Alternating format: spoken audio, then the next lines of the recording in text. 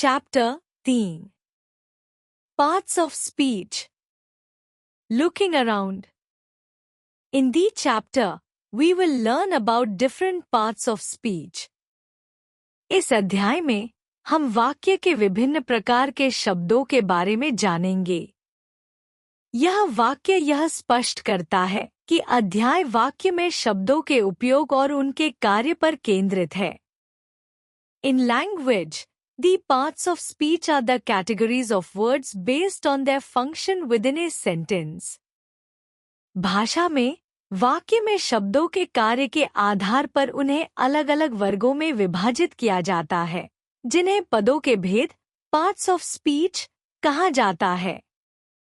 यह वाक्य यह बताता है कि वाक्य में शब्दों की भूमिका के अनुसार उन्हें कैसे वर्गीकृत किया जाता है। There are 8 classes of parts of speech. These are as follows. पदों के भेद के 8 प्रकार होते हैं। ये इस प्रकार हैं: Noun, संज्ञा, verb, क्रिया, adjective, विशेषण, pronoun, सर्वनाम, adverb, क्रिया विशेषण, preposition, पूर्वसर्ग, conjunction, समुच्चय बोधक, interjection, विस्मयादिबोधक। एक noun. A noun is the name of a person, an animal, a place, or a thing. संज्ञा किसी व्यक्ति, जानवर, स्थान या वस्तु का नाम होता है। Example: Amit is going to the park with his puppy. Amit अपने पिल्ले के साथ पार्क जा रहा है। यह वाक्य यह दिखाता है कि अमित, पार्क और पप्पी संज्ञा है, क्योंकि ये व्यक्ति, स्थान और जानवर के नाम हैं। दो verb.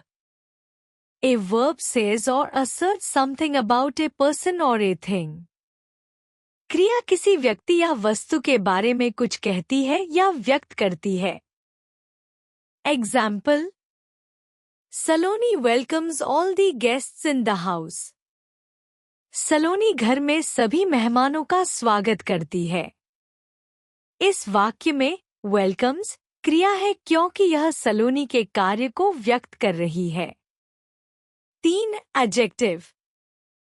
An adjective is a word that describes a noun or a pronoun and tells what kind of or how many persons, animals, places, and things are. विशेषण वह शब्द है जो संज्ञा या सर्वनाम को वर्णित करता है और बताता है कि वे किस प्रकार के हैं या उनकी संख्या कितनी है। Example: The 5 mango trees in the garden look beautiful. बगीचे में 5 आम के पेड़ सुंदर लग रहे हैं। इस वाक्य में 5 और beautiful विशेषण है क्योंकि ये संज्ञा trees का वर्णन कर रहे हैं। 4. Pronoun. The pronoun is used in place of a noun. सर्वनाम संज्ञा के स्थान पर प्रयोग किया जाता है। Example: She is waiting for them outside the house. वह घर के बाहर उनका इंतजार कर रही है। इस वाक्य में she और them सर्वनाम है क्योंकि ये संज्ञा के स्थान पर प्रयोग किए गए हैं। 5. Adverb.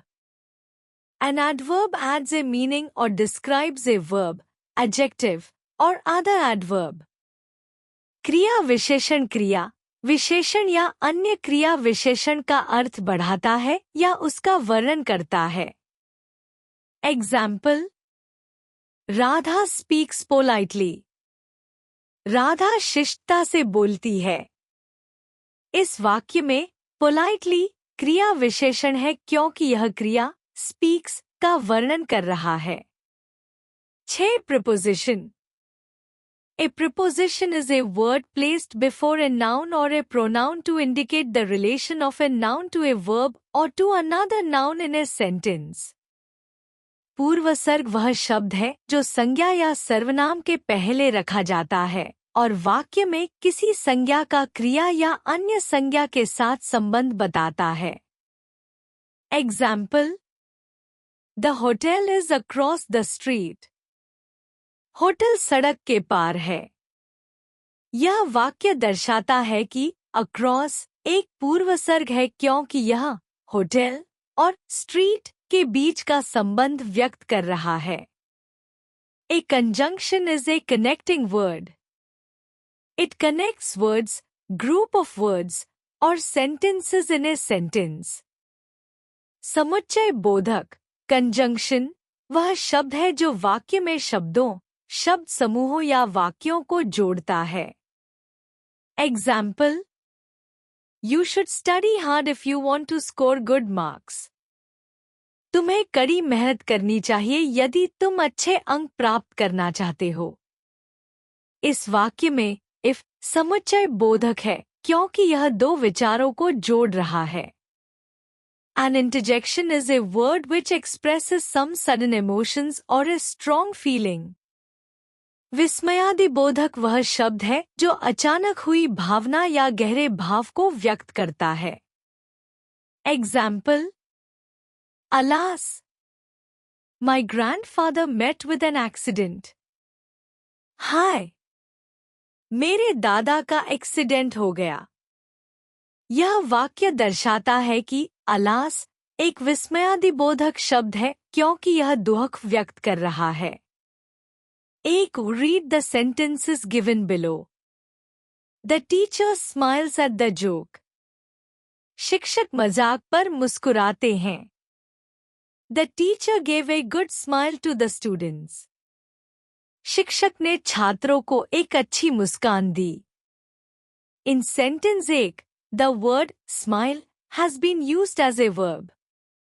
वाक्य 1 में smile को क्रिया के रूप में प्रयोग किया गया है। In sentence 2, the word smile has been used as a noun. वाक्य 2 में smile को संज्ञा के रूप में प्रयोग किया गया है। दो read the sentences given below. What do you want to play? तुम क्या खेलना चाहते हो? What a lovely flower it is. क्या सुंदर फूल है। In sentence 1, the word what has been used as a question word. वाक्य 1 में what प्रश्नवाचक शब्द के रूप में उपयोग किया गया है। In sentence 2, the word what has been used as an interjection. वाक्य 2 में what विस्मयादिबोधक शब्द के रूप में उपयोग किया गया है। 3. Read the sentences given below. The double statement of the convict puzzled the police. अपराधी के दोहरे बयान ने पुलिस को भ्रमित कर दिया। The doctors doubled the dose of the patient. डॉक्टरों ने मरीज की खुराक दोगुनी कर दी। In sentence 1, the word double has been used as an adjective. वाक्य 1 में double विशेषण के रूप में उपयोग किया गया है। In sentence 2, the word double has been used as a verb. वाक्य 2 में double क्रिया के रूप में उपयोग किया गया है। Look at the following sentence. You will find all parts of speech in one sentence itself. निम्नलिखित वाक्य को देखें। इसमें एक ही वाक्य में सभी पदों के भेद पाए जाते हैं। Oh! The great king slipped in the palace but he was scarcely hurt. Oh!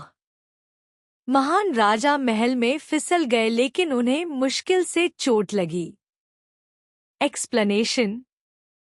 Oh! Interjection विस्मयादिबोधक। Great adjective विशेषण।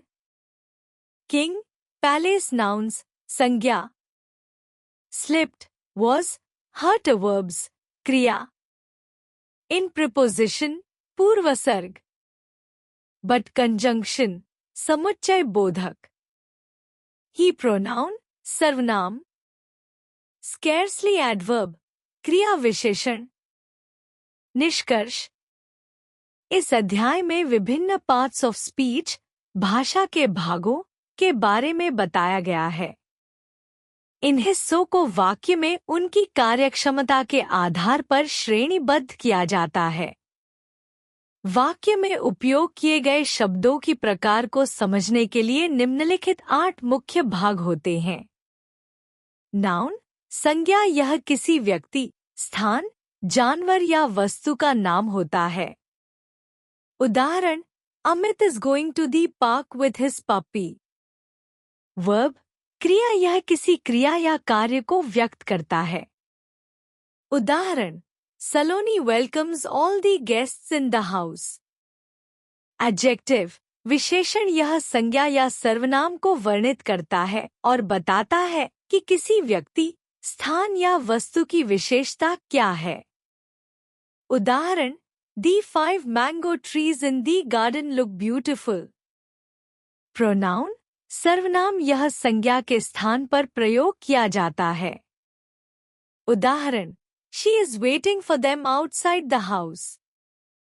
एडवर्ब, क्रिया विशेषण, यह क्रिया विशेषण या अन्य क्रिया विशेषण को और अधिक स्पष्ट करता है।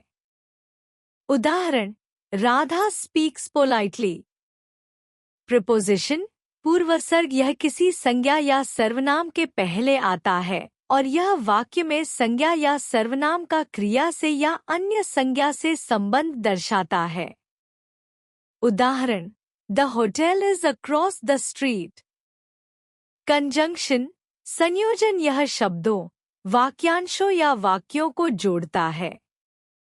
उदाहरण, you should study hard if you want to score good marks.